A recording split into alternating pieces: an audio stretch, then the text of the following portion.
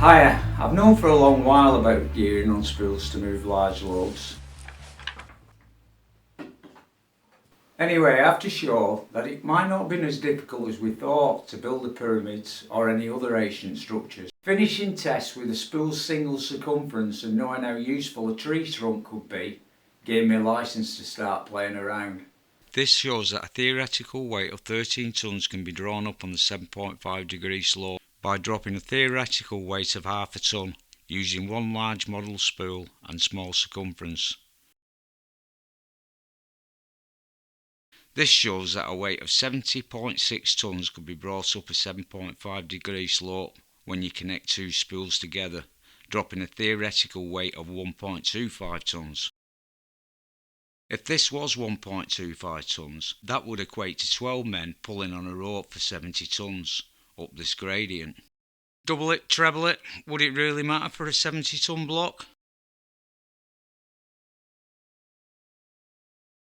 Cows could be used on a 2-degree ramp, but it does seem like very few men would be needed. Sorry Daisy, you're not needed. And look, 12 men for 70 tonnes. It's hard saying this and not really knowing. So I was thinking, how could I replicate this test model theory using the resources I've got from the previous test? I needed to scale the test up. Not having 70 tonnes available and not wanting to set the 7.5 degree ramp up again, I decided to use a large spool with a small spool and lift half a tonne up vertically. I figured if I can show that half a tonne can be lifted up in the air by very little exertion, then it would give a good indication to how two spools would perform moving a large weight on a 7.5 degree ramp or 2 degree. This is the first spool, which pulls the rope connected from its smaller circumference to the large circumference on the second spool. The rope from the smaller circumference on the second spool pulls and rotates the log resting on the frame. This in turn lifts the block. That was a spool creaking you heard before, being pulled towards the half tonne, whilst also being pulled in the opposite direction by a few bricks which are holding the weight. The blocks are now back on the floor. It does take time to raise the load, but where you're losing rope you're gaining weight, so basically the more rope you prepare to lose, the more weight you can pull. Yep, you're about a foot up. Yeah, about a foot. Yeah, just go a bit more. Yeah, that'll do, yeah. Okay, I'll happy. good mate.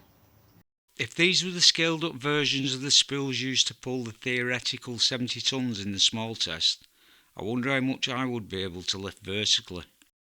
I wonder what size of blocks the Egyptian builders could have hauled up by using the pyramid structure to connect the spool's guide ropes to, as these are what bear a lot of the force.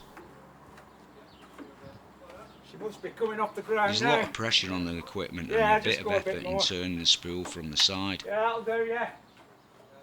I had to test dropping a few bricks at the rear of the spool to see if my initial calculations were right, which I'm happy they were. 2 bricks held half a tonne, 2.5 bricks lifted it, 3 bricks shows that a 5-year-old kid could do it if I got some safety procedures in place. 3 bricks. 2 bricks, 1 on the floor. 3 bricks. Down there. Then we can spot it. I'm going to hold this to let it down slower. I'd caught my finger previously, and that's why I was letting it down slowly. Yeah, half so.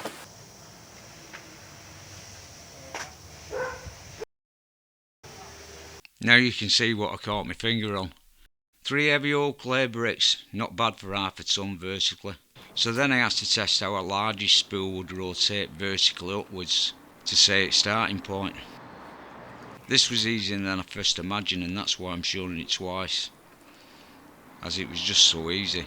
While I was doing this, I was thinking of all the massive spools in the theory, and this wasn't too difficult either, turning it from the side. It was easy rotating the spool downwards than turning it in a horizontal direction along the frame.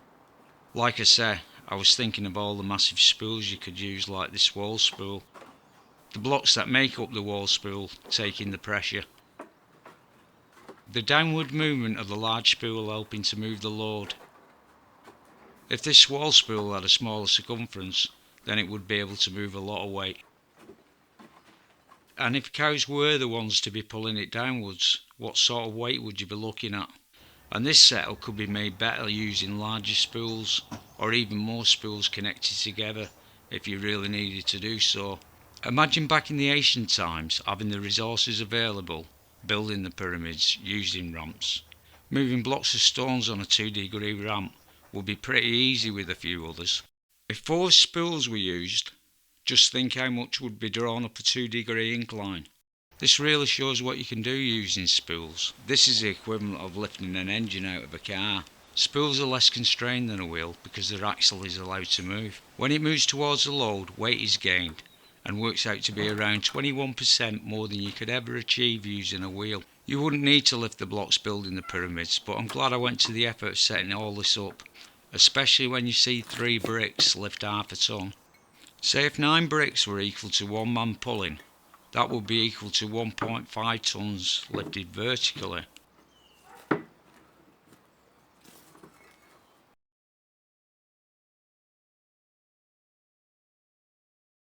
In previous tests, to move 1/4 of a ton up the 7.5 degree ramp took 1 man on the large circumference, and 1 man could pull a lot more than half a ton on the small circumference.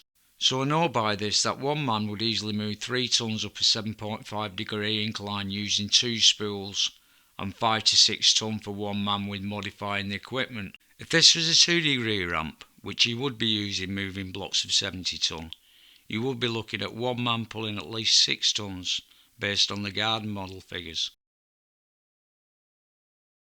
It's just a real shame the 2 spools weren't larger. These are the ropes that I used in the tests. The length of the rope used could have lifted the blocks a metre off the ground, which I did, but I didn't have the camera on record.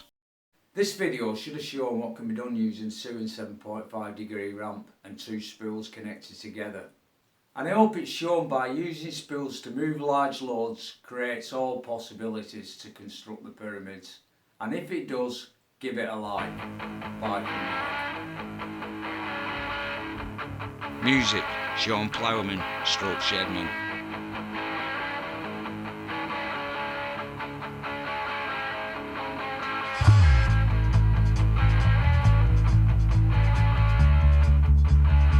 Thanks for watching, I really appreciate it.